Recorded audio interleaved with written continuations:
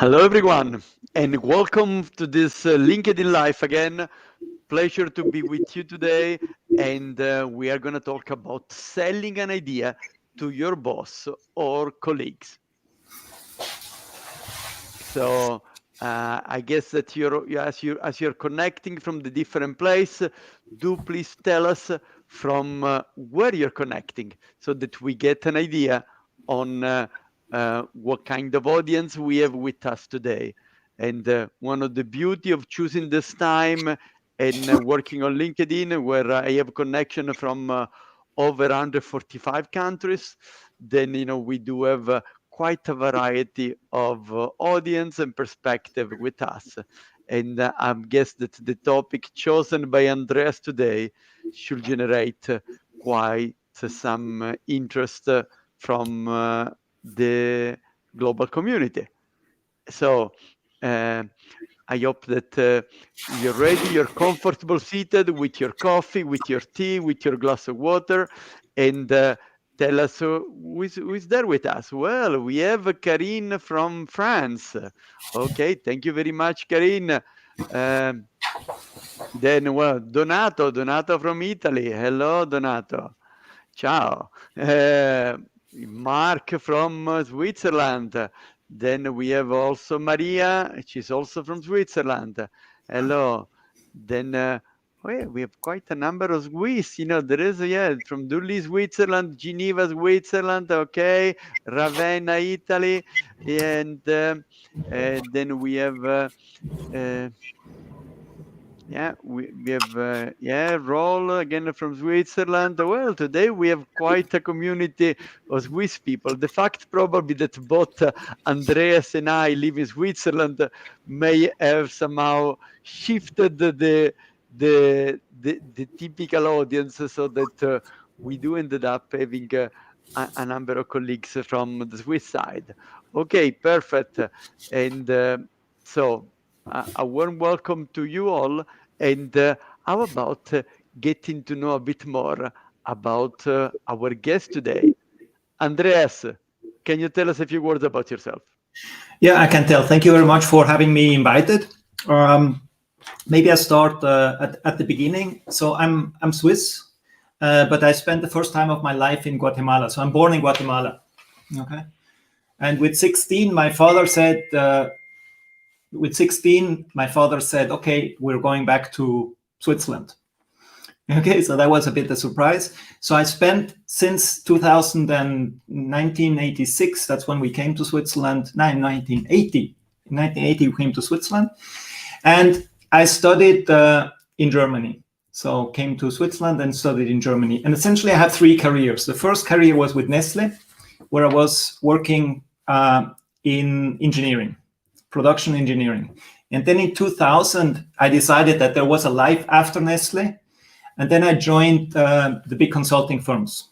So I spent about 13 years in big firm consulting. And I've been independent since 2013. Okay. And in terms of studies, I started as an engineer because I felt that the whole people thing was far too complicated for me. Then I realized that I needed business skills. So I did my business administration MBA. And the more I was in there, the more I came into this people topic. And the more I realized that the whole people thing is important. So that's why in the end, I ended having a third master's, and that's in organizational psychology, which I just finished now. So that gives you a bit of an overview of who I am. So since 2013, independent with my own company, organization and talent development. So it's really those two topics that fascinate me. Okay, thank you very much, Andreas. Then, with all those degree and qualification and experience that you have, what made you select this topic? Well, you see, Giuseppe, I help companies improve the way they operate. And I see so many opportunities. And I think we agree there's no company that can't improve someone. And the interesting bit is that there's so much waste in a lot of companies, waste of talent, waste of time, waste of many things. And the interesting bit is that there are many good ideas in organizations. People have great ideas. And it's a shame that many of these ideas don't get implemented, and they don't get implemented because the people who have those ideas somehow don't manage to sell it either to their colleagues or to their bosses. So it's a waste of talent. And this is something that made me choose this topic, because I think it's so important that those ideas that are in the organizations, they need to spread with the organization, and that helping individuals have better strategies to sell their ideas is actually good to everyone. So that made me to select that topic. So it's a kind of a win-win-win kind of situation where the recipient, the speaker, and the company, they all win. Now, you have this double approach, the boss and the colleagues. I mean, what is the difference between selling an idea to a colleague versus selling an idea to your boss? Well, let's start maybe with the things that are the same, okay? So what is the same is that in both situations, you don't have power. Okay, so you don't have the power to impose the idea. Okay, and that means that you need to convince the other party that your idea is good. Okay, so that's the common thing. So you need to and what's also common is that you need to tailor your approach to the person you're selling the idea. So in both situations, you have a selling situation. Now, what is different between selling an idea to your boss and selling an idea to your colleague is that your boss has power and authority over you. Okay? And the thing is that if you're selling an idea to your boss, you're essentially the outcome of your idea is you want to get approval. You want to get the okay so you can go ahead. So typically what you want to have is you want to have resources, you want to have time, money, something, okay? And you want to have a go ahead. If you're selling an idea to your colleague, you want to have a buy-in of a different type. With your colleague, you may want them to change a certain behavior. You may want to get support for your idea, or you want to have that they sponsor your idea with the boss. So in some situations, particularly if you're selling an idea to your boss, you may actually want to sell it first to your colleagues and then to your boss to make sure that the idea flies. You can test it. So that's a bit the idea. So to me, they go together. Okay. Well, we know that we want to get practical in our LinkedIn life. So, I mean, can you give me an example of selling an idea to your boss? Yeah, I selected two typical cases where which I see very frequently. And I took a case where essentially you want to have something that changes and something for an idea for the organization. And you can have a situation where you want something for yourself, okay? An example, for example, you see is you want the idea you have an idea how you could make the weekly meeting in your organization more effective. Okay, that's the example of idea you would be selling to your boss. The other idea you could be selling to your boss is to say, okay, you want to get signed up for a leadership training, or you want the leadership training, something like that. Okay, so that's the example of an idea you would sell to your boss. Two examples. Okay, yeah, I see the difference, right? One thing is really about something that will benefit your company, and other is more something that is mainly your own request. For yourself, yeah. And then just to complete the picture, I mean, how about selling an idea for a colleague? Can you give me an example also? Yeah, I give you an example of two of selling an idea to your colleagues. For example, take the example of meetings again. So let's say you want to introduce a daily stand-up in your team. So you want people to meet every morning and quickly exchange. That's an idea you want to sell to your team, because you don't need your boss for that. It's something that you want to do with your boss, with your team, or with your colleagues. The other example of idea that you could sell to your colleagues is you may want to have a different distribution of tasks within a project. Okay, so say, now we're organizing things this way. I have this idea of how we could organize the work a bit better.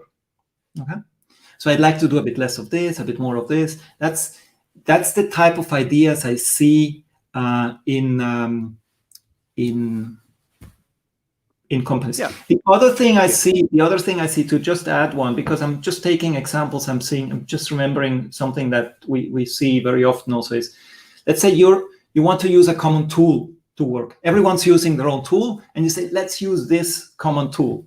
That's also something you need to sell to your colleagues so that they give up their tool and use the tool that you're suggesting. Okay, perfect. Okay, now let's dig a bit further. Now we're going to get into the more challenging stuff. But before that, I want to remind you all that this is your LinkedIn life, right?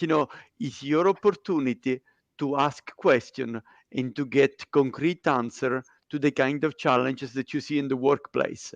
So do not hesitate to raise your question, and we will be happy to go through your question. But in the meantime, I can ask a few more questions. But as I said, we want you to get the answer to your challenges, to your ideas, to your situations.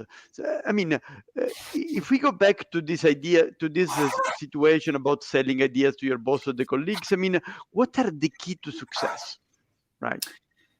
Well, one thing you need to realize is that how are decisions made? So you're asking someone to make a decision. You're asking someone to make a decision or change a behavior and so on. One thing you need to realize is that whatever you do, whatever these decisions, they're always emotional. Okay. So the first thing is you need to realize that we make decisions emotionally.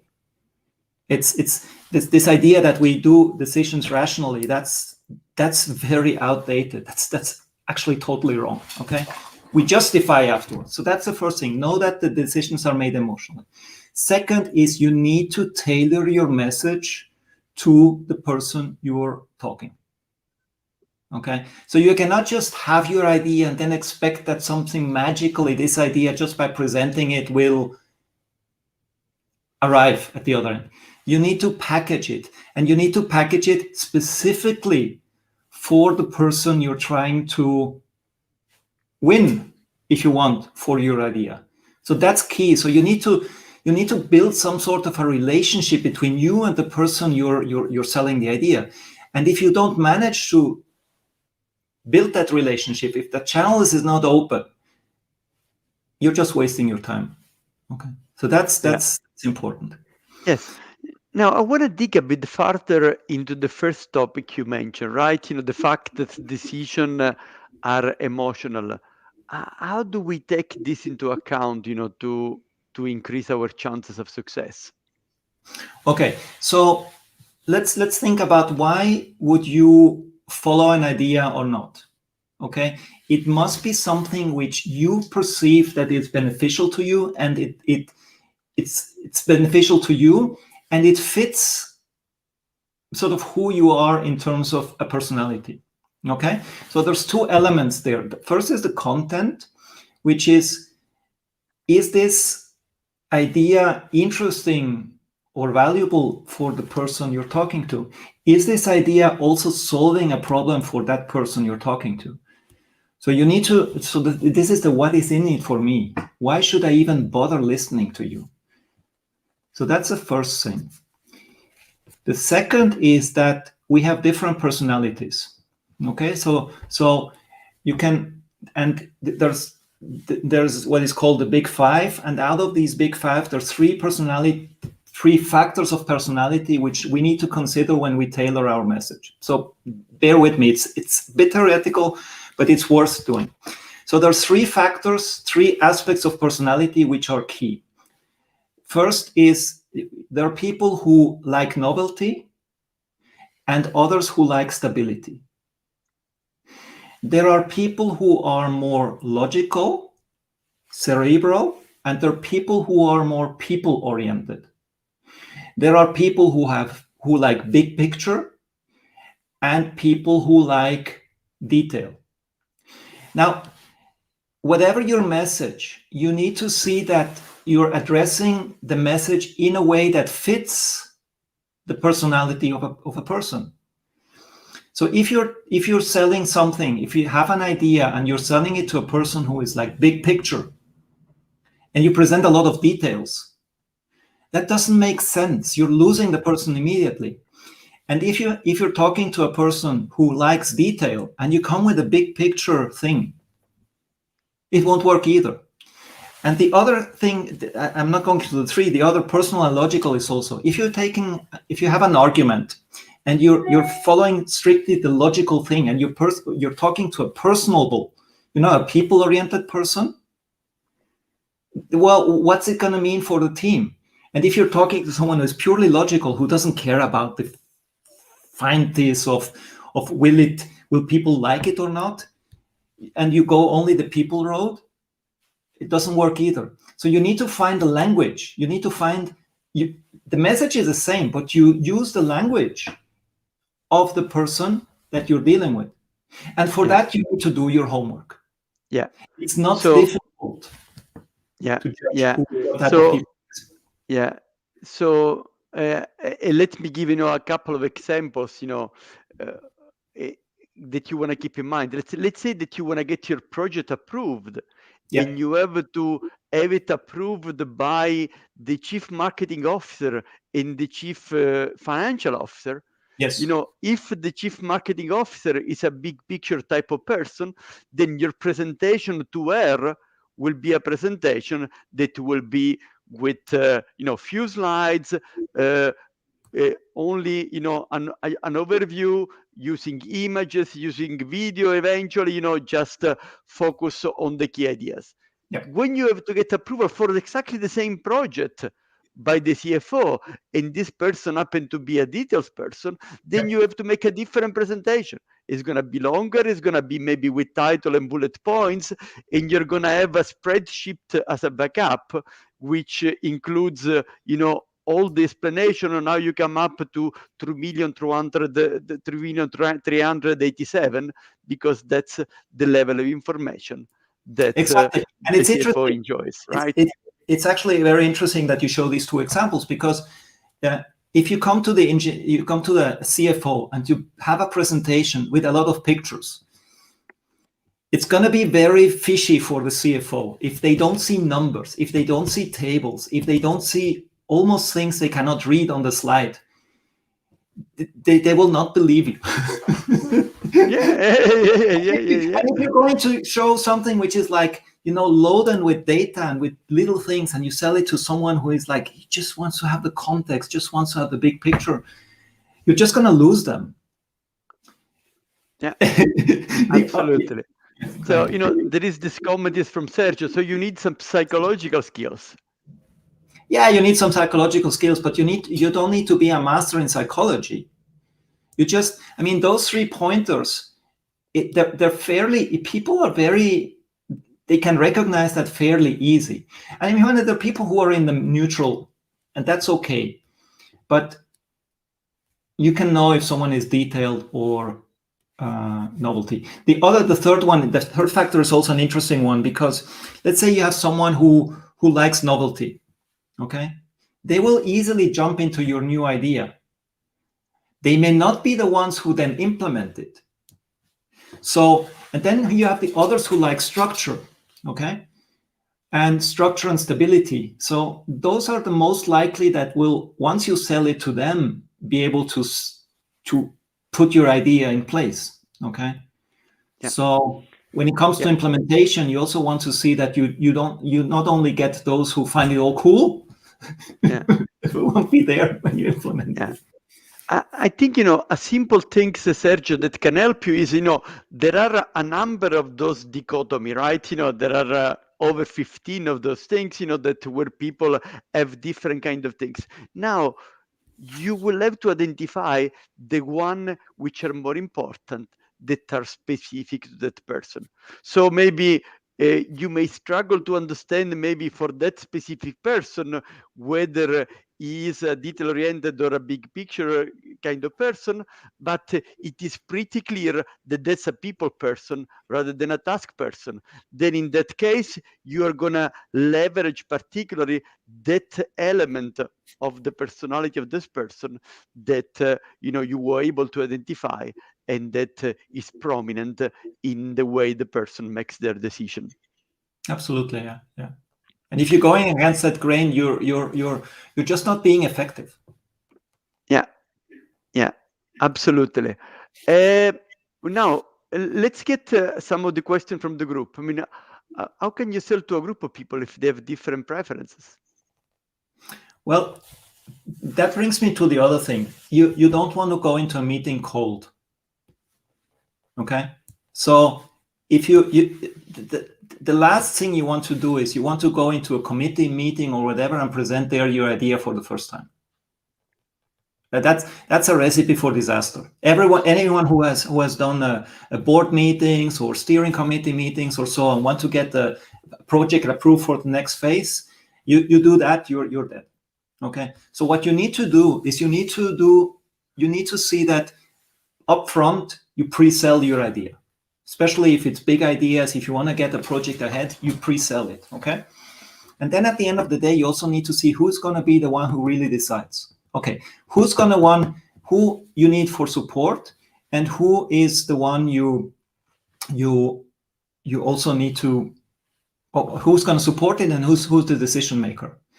And if you have different people in a room, what I would suggest is you have different slides for different people.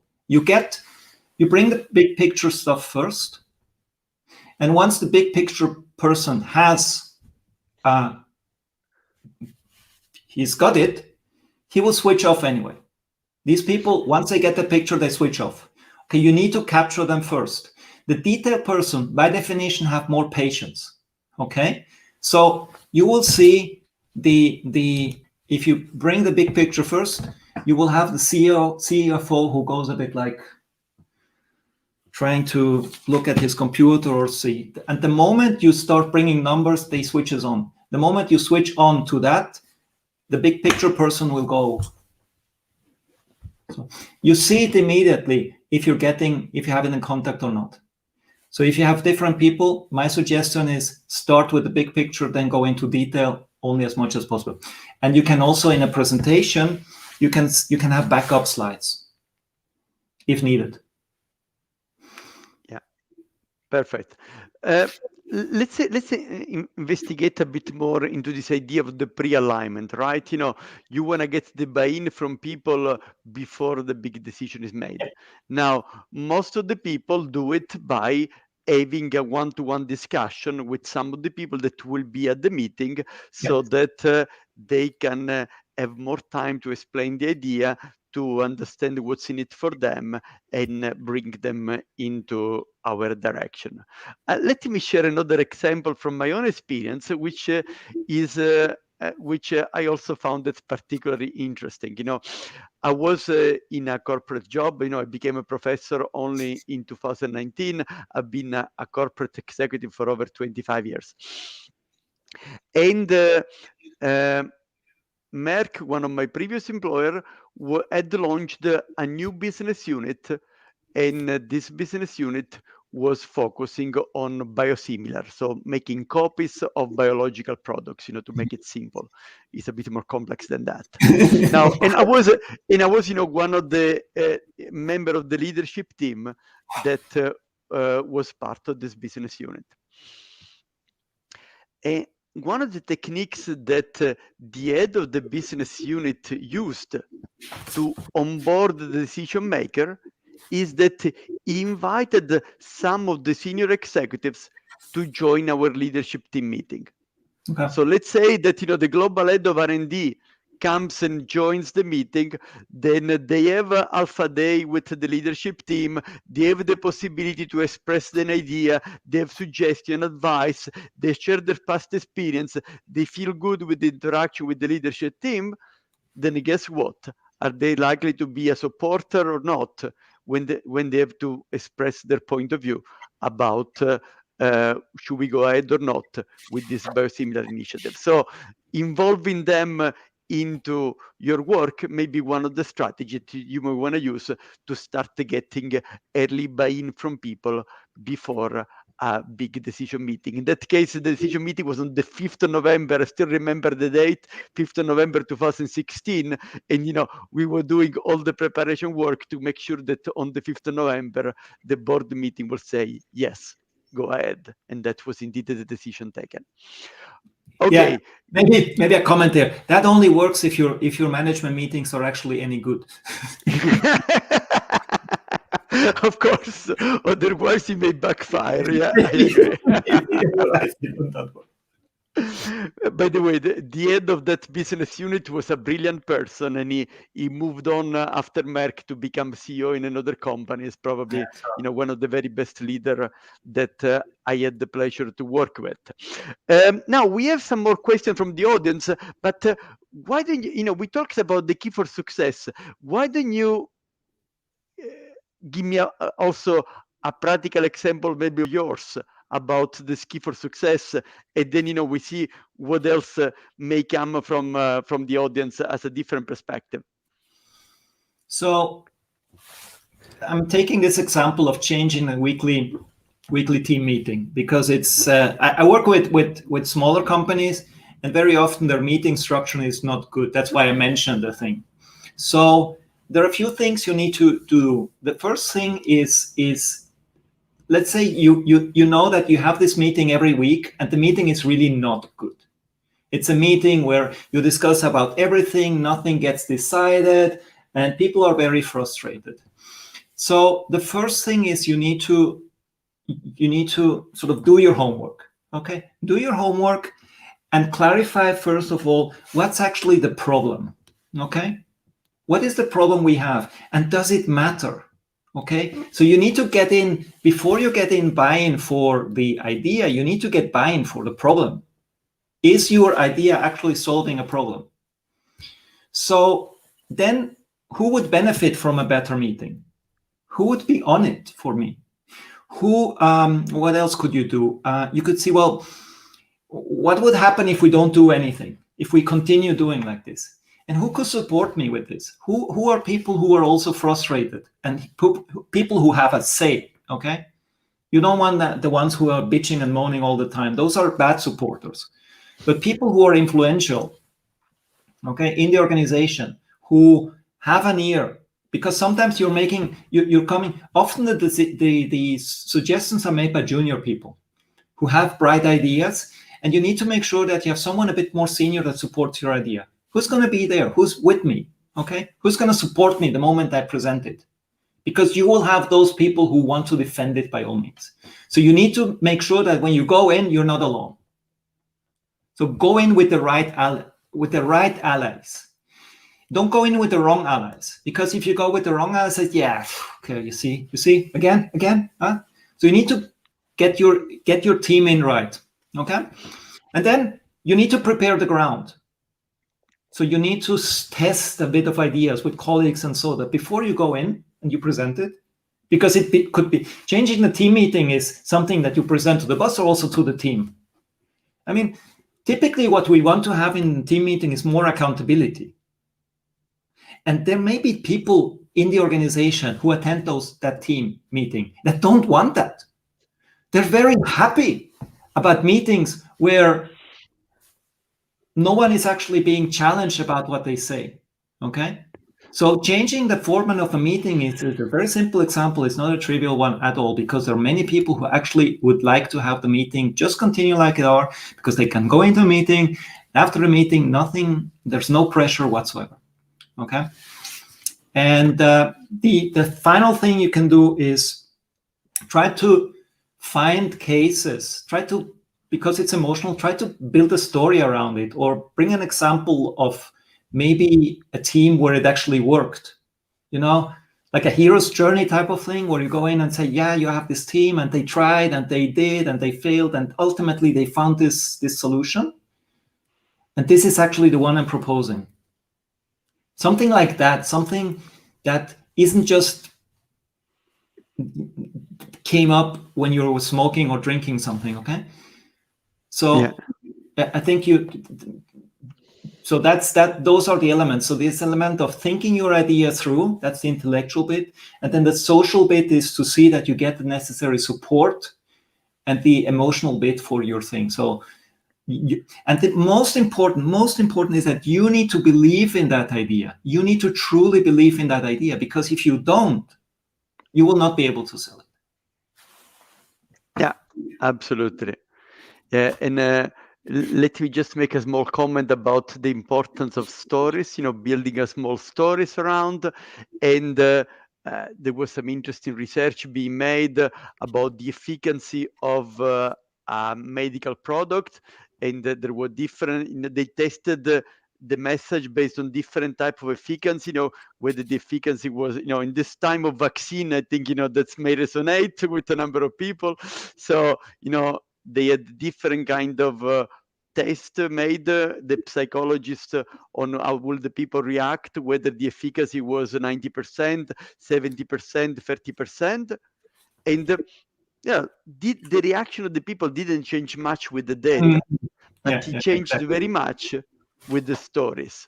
So if the doctor was saying, well, there is one of my patients who used that and it was beneficial, then immediately the acceptance rate will go up. But if the story says, yeah, well, my mother-in-law tried it and didn't really bring any results, she even had some small side effects, then, immediately, no matter whether the efficacy rate was 90%, then the fact of the anecdote that you bring with your message was much more impactful than the raw data. So just keep it in mind as you prepare your influence strategy. Let's go back for a moment there are so many good questions from the audience. Let's go to Donato. How the remote working is impacting the selling of the ideas? How does the remote working impact the selling of ideas? It certainly doesn't make it easier. Okay. But fundamentally you have similar issues. So you need to see ultimately who support you need to get. So the problem with remote is that the channels of communication that you have, you would be tempted to put too much into an email. And so I would recommend against that. I would recommend to have as much as possible. Can we quickly get on the phone? Can we quickly have a chat? So you can do all these things. So yeah, it's making it more complicated. And it's also what makes it also more difficult is that if you're in a room with people, let's say 2-3 people, and you're talking to them, you can observe the reactions. And you can see if you're getting the people or not. And if you have remote, it gets more complicated, actually. So yeah, absolutely. By the way, we have a number of recommendations on the chat. We have a number of comments. Just let me quickly share them. There's the impact of empathy and engaging on a topic which means value to your boss. We talk about what's in it for them. There are also recommendations about books. Roberto Cialdini, for instance, is one of the classics on influencing. Cialdini, I can only recommend. That's if you. That's influences the book that was the most popular from him. Chris Voss Never Split the Difference is also number 1 in the negotiation books for sales for the time being. Let's go to a question for a moment.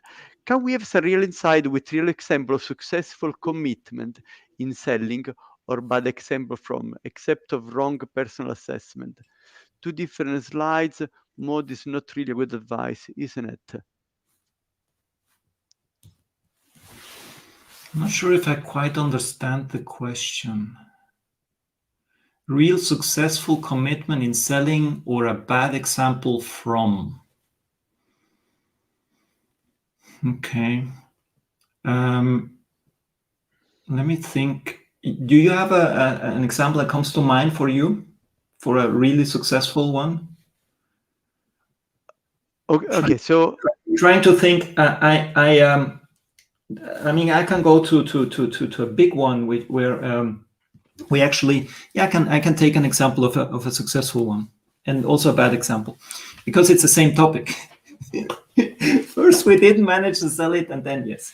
So I had this idea that for a company I was working with, it would be good that they have a tool for managing the performance, okay, for the performance management process, which was very cumbersome, and we were using Excel and we said, okay, we want to move to something which is more modern, and we want to have a tool for it. So the first time I did that is I talked to someone in the organization, and I felt, this is a good idea, and I got someone in the organization who I felt that could support it, who officially was in charge of it, but he wasn't really interested in the thing. So the project was presented, and very quickly management said, we don't need this. Okay, so this idea of implementing a tool totally failed. Second way around, I took it from a totally different angle and worked much more on the pain the organization was having, on all those Excels and all those things and how complicated the process was. And so I was did much more preparation on that field. And at some point I said, but we need to find something. We need to find a solution. And then I said, well, what about we try a software tool?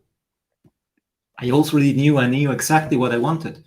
Oh, wait, I suggest we try different ones. We do a selection. We have someone, and then I found someone in the organization who was super keen to do it. Before, the person who was in charge was someone who didn't really care. Okay, software, this was an HR software. The person who had been in charge first had nothing to do with people. He didn't care. I mean, he didn't give a shit about people, honestly. So implementing something that would improve a people process. So wrong partner, wrong everything there. Okay, too early to just present the tool. So second time, work more on the pain. We have this pain. We really need to do something. And then we have this person who really is keen to do it. And so, well, do you want to do it?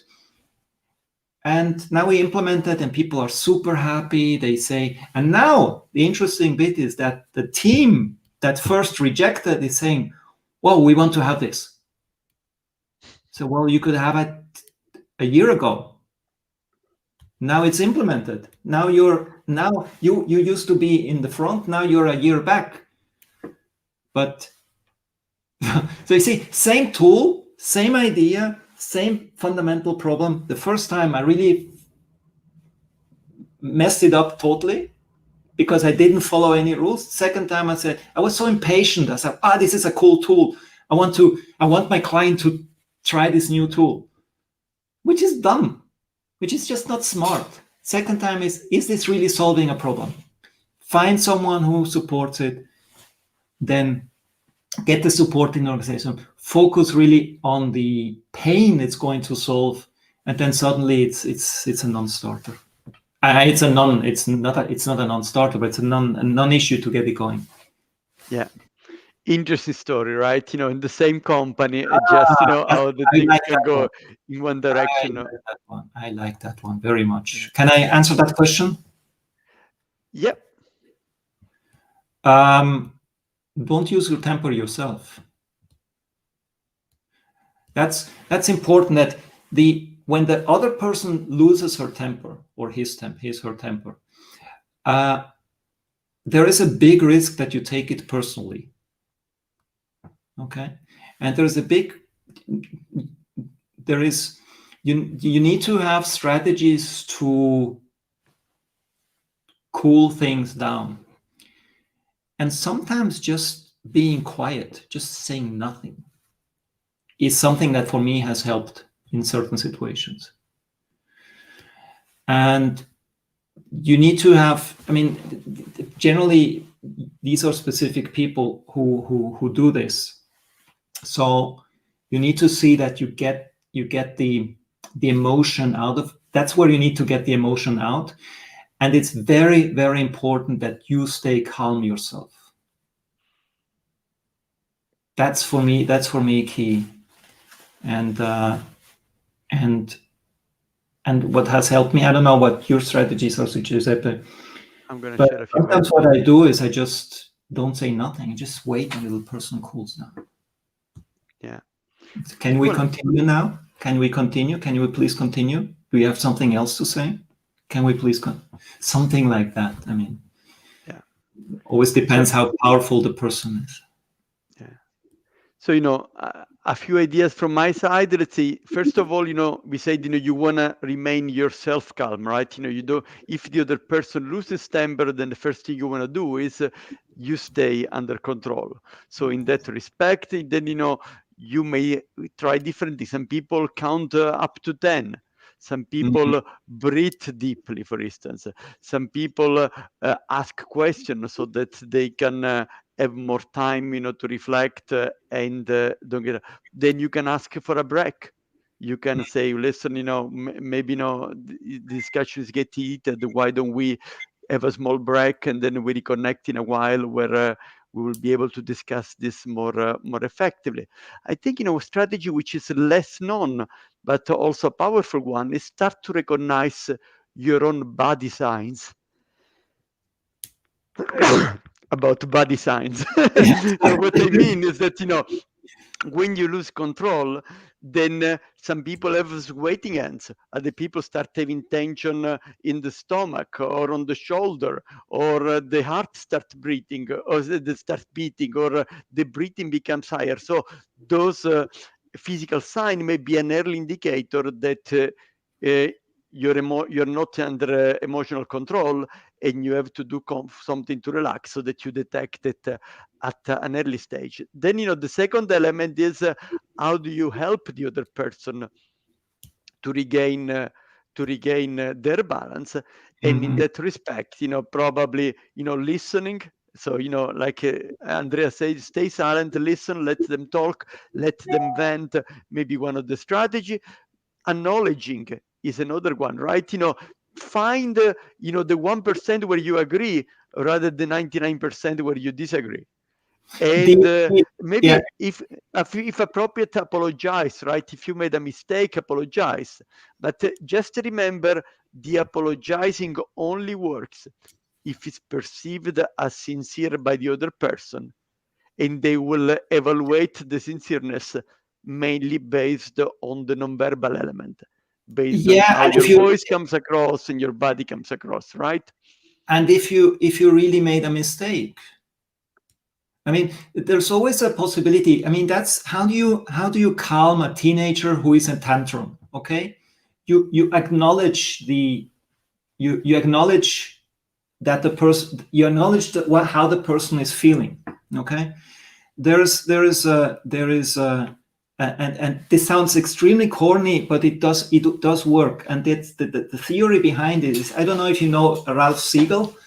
He does it's called naming and taming. Okay, so the thing is that emotions are in the old part of the brain, and this is the middle bit, amygdala, these bits of the brain. Okay, and that's the one that's generating these emotions. It's the old part of the brain. It's a survival part of the brain, and the person reacts emotionally for a reason. Okay, now you have the prefrontal cortex, the newer parts of the brain, who can control that.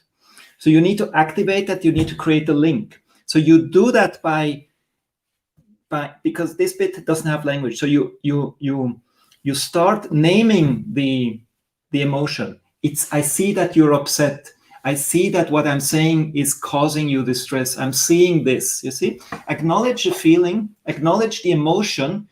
You don't need to say that it's good or bad. Don't judge. Don't become judgmental, and don't get into the counteroffensive. That's the most important thing. Don't go in the counteroffensive at that point. Name the feeling.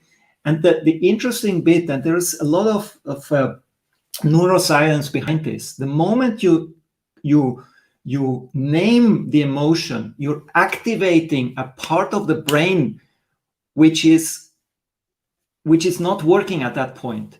So you activate the prefrontal cortex, and suddenly you control the emotion. That's why it's called the hand model of the brain. And if it works with teenagers, it also works with adults. Yeah, and by the way, there was an interesting experiment about this, which they applied this kind of techniques of naming the emotion into an MRI machine, and they realized that the activity in the brain was reduced by 50% when the emotion was mentioned. So the people were calming down a lot just by the fact that the emotion, the frustration, the disappointment, or whatever emotion was associated with that situation was named by somebody else. So yes, this is indeed part of. You activate a part of the brain which is very useful in that moment. So Yeah. I'm glad that there is some also MRI data to support what I'm telling you here. 50% by John Green, a psychologist at Harvard. Now, Andreas, what are some of the pitfalls to avoid? You know, we talked about the keys to success, but how about some pitfalls? I think. Allow me to go to my notes if you don't mind, because otherwise I'll be rambling about stuff and it would be a pity. Okay, so one of the first things to avoid is bring your thing in a wrong moment. Okay, so you have this idea and you just bring it up in a wrong moment. That's what I did. I brought it up too early. I brought it up in a wrong moment. So I brought it up in a moment when the organization was not ready. So that's a pitfall. Okay. Then the second is that you bring it. The second pitfall is you're in love with your idea. You just love your idea, and you think just because you think the idea is great, everyone else will. Chances are they don't. And the second that's related to the pitfall that you need to be clear: what problem does your idea solve, and whose problem does it solve? So if you're not clear about that, then you're just pitching something that has a little chance. The other pitfall I mentioned is that, and I see this a lot. It's like trying to be too good. So you have an idea which is early stages, and the organization is not quite ready for it. So you're testing the ground, and you come at with this huge proposal with all the details. You know, you already thought it all through, and that's a waste for many people. First of all, your chances that the idea will come through is practically minimal because you're imposing too much. So not getting commitment gradually. I mean, I've seen these presentations where someone has an idea and then spend a week with a huge slide deck where people say, whoa. Okay, that's another pitfall. The other thing is the other pitfall, that's when you're presenting it, that you present the idea and the people you're presenting it, they don't react as excited as you expected them. And you get pissed off. You know, you get all emotional, you get sulky, you get defensive, you start being judgmental about people. And that's bad for your idea, and you shouldn't do that. Don't take it personal if someone just doesn't like your idea. It's not against you. And if you go there, and that's a pitfall I've seen very often. People come with this idea, and the moment they get the first line of defense, they think they're stupid, they don't get it. So that's very bad. That's also bad things. And then the other pitfall is that you're using the wrong language. Okay, you're giving a lot of detail to the a lot of detail to the big picture person. You get a lot of images to the CFO. That's another thing. And that's about it. I mean, as you were sharing this list, from your eyes movement, I had the impression that you had a story in mind. You had something, you had an example that was coming through your mind. I mean, do you have a practical example that you could share, about some of those pitfalls? Too many. I've done these. I mean, I'm an engineer. Okay, I'm not. This people thing. I'm at 58, so I'm a slow learner. I can talk about these things now. I mean, I know people who are quicker in the uptake than me. Okay, so I have done all these mistakes. I've come to, with big ideas, bring this whole slide deck, and so too many to count. And it's and more, let's say, more on my first, more in my Nestlé time, actually. Okay, I actually started to pick up early in the early 2000s. I've been the last 20 years have been my success rate has been a bit better, and particularly now that I'm independent, I wouldn't have survived if I hadn't been able to sell my ideas to my clients. I wouldn't be here talking to you now. But yes, it's particularly in those situations where, and that's the worst thing, when you're really very passionate about your thing and you don't have the patience to go through the steps. You're so enamored with your idea and you feel that, and you just don't do your homework. You don't have the patience with people. You become, I tend to become too judgmental quickly. Can you illustrate with a practical example? What's the example I could? How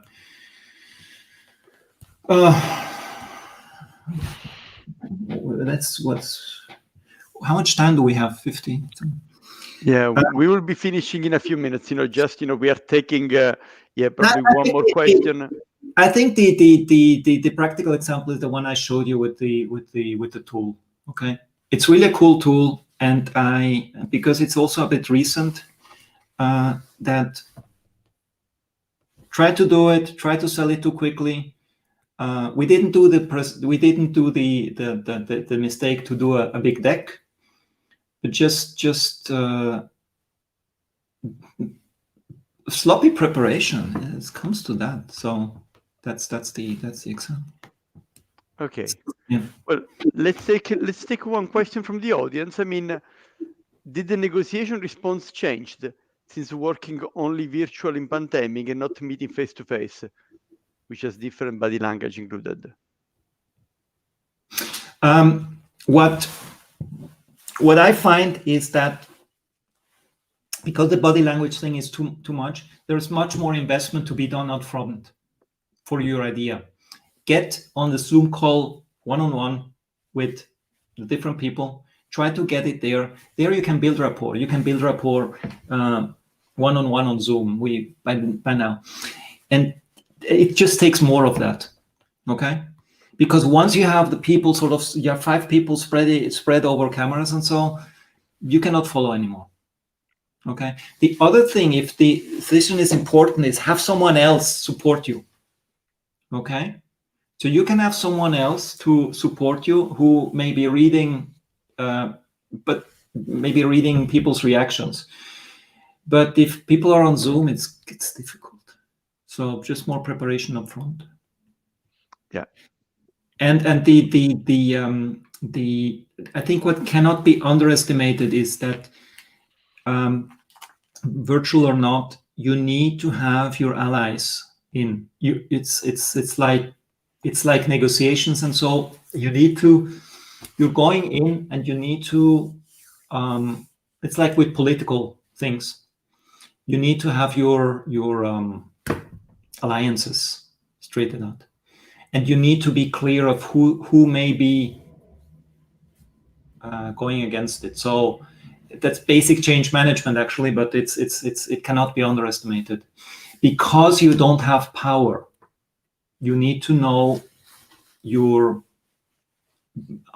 how strong is my influence, who's going to be there when it gets tough. Yeah. Cool. Okay, interesting. And by the way, just to conclude on the virtual, before we go into the point of Mirio, is going into the virtual.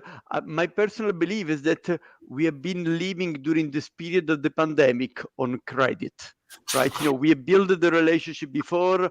We have this connection that was in place ahead of the pandemic, and we have used them, we have stretched them during the last 18 months.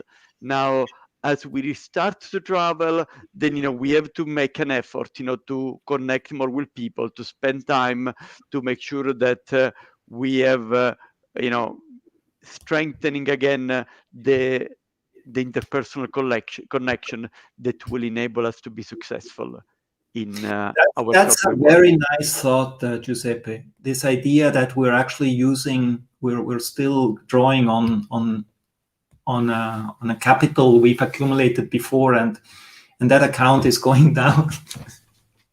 Yeah, exactly. So somehow, a bit like, the emotional bank account of COVID. Yeah, we will now, we have to restart investing, making sure that the emotional bank account goes up again. And by the way, I'm glad that we are finishing based on an example from my favorite author, Stephen Covey, The 7 Habits of Highly Effective People. Highly recommended reading if you have not done it. But let me also finish by thanking Andreas for a very rich and inspiring LinkedIn Live event. Thank you very much also for all the participants that have contributed to make this session interactive and interesting, and look forward to reconnect with you. Our next LinkedIn Live, just don't miss it, how to land a new job. How to land a new job. So if you're considering to do something different with your career, 21st of November, 1 o'clock, join Chiara Rebecchi from Bocconi Business School in Milan, and we will learn a few business school techniques on how to land a new job. So look forward to reconnect with you on the 21st of November. Thanks again. And by the way, if you joined a bit late, you do get the recording, so you will be able to watch the first part of the event. All the very best. Take care. Thank Thanks you, again. Giuseppe. Thank you. Bye-bye.